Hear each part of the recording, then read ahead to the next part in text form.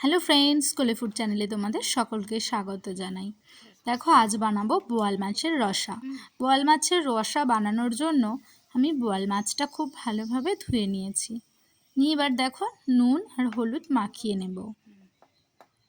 আর এর সঙ্গে দিয়ে দেব সামান্য একটু লঙ্কার গুঁড়ো।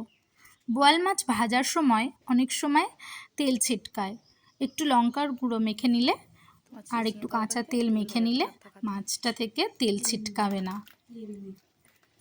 দেখো, মাছটা খুব ভালোভাবে নুন হলুদ মেখে নিচ্ছি।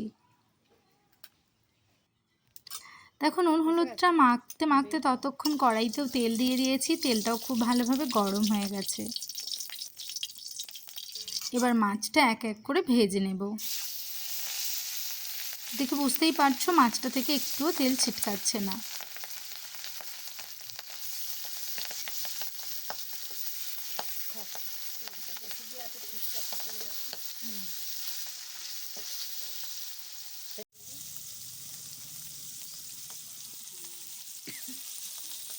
দেখো, মাছটা ভাজা হয়ে গেছে, এবার মাছটা তুলে নেব। নিয়ে বাকি মাছগুলো একইভাবেই ভেজে নিয়েছি। এবার দেখো তেলেতে পেঁয়াজ কুচিগুলো ছেড়ে দিলাম। পেঁয়াজ কুচিটা খুব ভালোভাবে ভেজে নেব।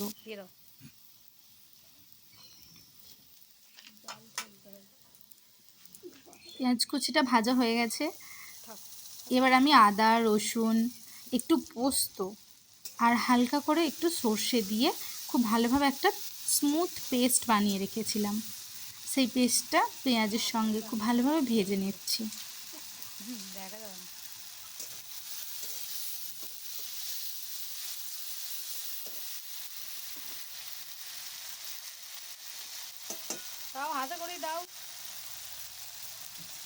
দেখো, পেস্ট ভাজা হয়ে গেছে।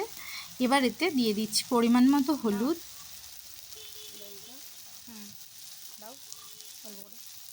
লঙ্কার গুঁড়ো আর দিয়ে দিচ্ছি স্বাদ মতো নুন। দিয়ে খুব ভালোভাবে নাড়াচাড়া করে নেব।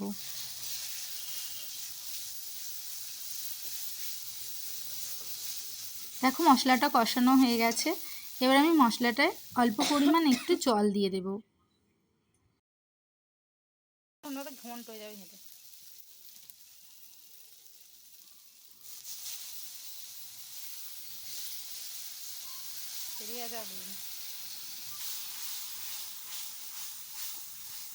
দেখো, এবার জলটা দিয়ে দিয়েছি। জলটা ফুটে যাওয়ার পর মাছটা দিয়ে খুব ভালোভাবে জলের সঙ্গে ফুটিয়ে নেব।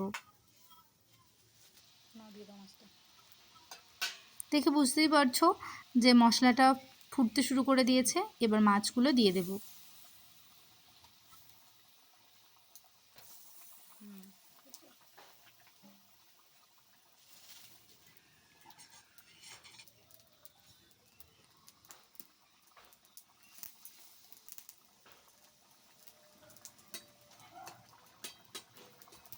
তিন থেকে 4 মিনিট মাছটা ফোটাবো।